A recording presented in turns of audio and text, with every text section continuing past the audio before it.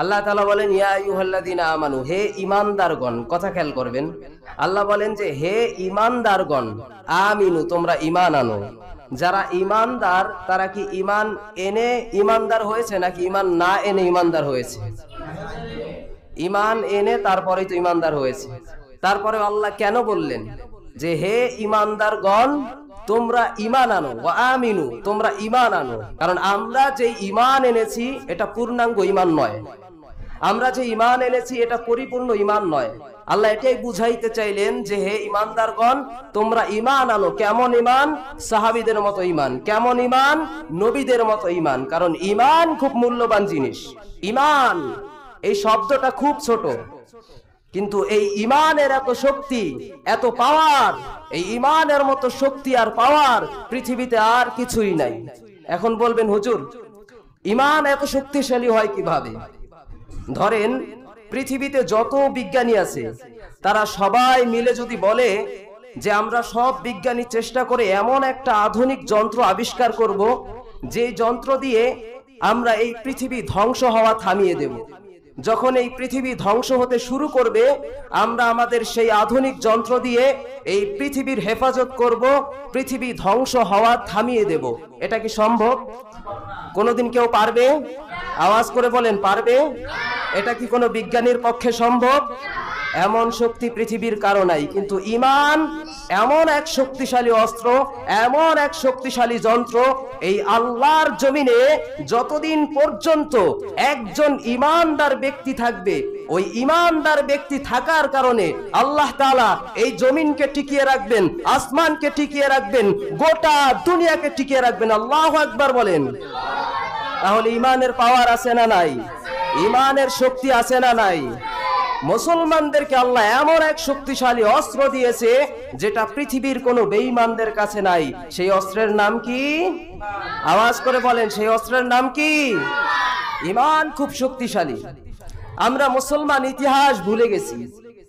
ইতিহাসের কথা বলবো না, ইতিহাসের কথা বললে আবার দেশের পরিস্থিতির কথা চলে আসবে। দেশের পরিস্থিতি ভালো না, এজন্য অন্যদিকে চলে যাই।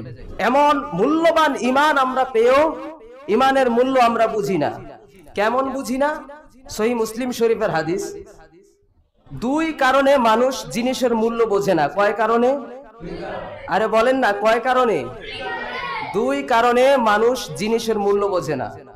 এক নাম্বার কারণ হলো কোন মানুষ যখন কষ্ট ছাড়া কোনো জিনিস পেয়ে যায়, ওই জিনিসটা যতই দামি হোক, যতই মূল্যবান হোক না কেন, মানুষ যখন কষ্ট ছাড়া কোনো জিনিস পেয়ে যায় ওই জিনিসের দাম তার কাছে থাকে না। আপনি যদি কষ্ট ছাড়া কোনো জিনিস পেয়ে যান, ওই জিনিসটা যতই দামি হোক না কেন ওই জিনিসের মূল্য আপনার কাছে থাকবে না। আর দ্বিতীয় নাম্বার কারণ হলো একটা জিনিস না বুঝার কারণে, একটা জিনিস না চেনার কারণে মানুষ ওই জিনিসের মূল্য বোঝে না। আপনি যখন একটা জিনিস না বুঝবেন, না চিনবেন, আপনি কখনো ওই জিনিসের মূল্য বুঝবেন না। এক নাম্বার কারণ হলো মানুষ যদি কষ্ট ছাড়া কিছু পেয়ে যায় তাহলে মানুষ ওই জিনিসের দাম বোঝে না, মূল্য বোঝে না। দুই নাম্বার কারণ হচ্ছে একটা জিনিস না বুঝার কারণে, না চেনার কারণে মানুষ ওই জিনিসের মূল্য বোঝে না। কেমন বোঝে না? বনি ইসরাইলের যুগে এক জেলে যখন মাছ ধরতে নদীতে গেলেন, ওই জেলে সারা দিন মাছ ধরার জন্য নদীতে জাল ফেলে রাখলেন, সারা দিন কষ্ট করলেন, কিন্তু একটা মাছ তিনি পেলেন না। তার মনটা খারাপ হয়ে গেল। তিনি বললেন আমি যদি মাছ না পাই তাতেও আলহামদুলিল্লাহ, আমি খুশি, কিন্তু শেষবারের মতো আরেকবার নদীতে জালটা ফেলি, শেষবারের মতো চেষ্টা করে দেখি, এবার যদি আমি মাছ পাই আলহামদুলিল্লাহ, আর যদি আমি মাছ না পাই তাও আলহামদুলিল্লাহ। তিনি আল্লাহর উপর ভরসা করে নদীতে যখন জাল ফেলে দিলেন, হঠাৎ করে তার কাছে কেমন যেন জালটা ভারী ভারী লাগে। এই ভারী ভারী লাগার কারণে সারা দিন যেই কষ্ট করেছে এই কষ্টের কথা তিনি ভুলে গেছেন। একটা মানুষ যখন সারা দিন কষ্ট করেছে, যাওয়ার সময় যখন তার কাছে জালটা ভারী ভারী লাগতেছে, এই সারা দিনের কষ্ট কি তার কাছে মনে থাকবে? সে কষ্টের কথা ভুলে যাবে। তিনি যখন জালটা উপরে উঠালেন, উপরে উঠিয়ে দেখেন জালের ভিতর কোনো মাছ নাই। জালের ভিতর বড় একটা পাথর। এটা দেখে তার মন খারাপ হয়ে গেল, আর বললেন, আল্লাহ আপনি যেহেতু আমাকে মাছ দেন নাই, না দিলেই ভালো হতো। আল্লাহ আপনি কেন আমাকে এই পাথর দিলেন? আল্লাহ যেহেতু আপনি দিয়েছেন, আল্লাহ এর জন্য শুকরিয়া আদায় করি, আলহামদুলিল্লাহ। আল্লাহ যেহেতু আপনি দিয়েছেন, পাথরটা নিয়ে আমি বাড়ি চলে গেলাম।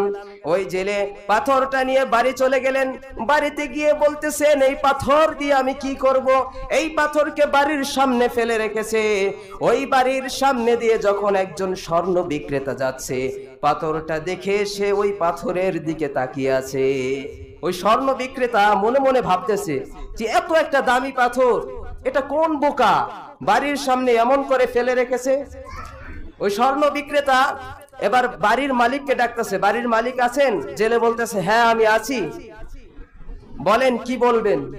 স্বর্ণ বিক্রেতা বলতেছে, আপনার এই পাথর আমাকে দিয়ে দেন। জেলে বলতেছে, বোকা নাকি? এই পাথর আবার কেউ টাকা দিয়ে কিনে নাকি?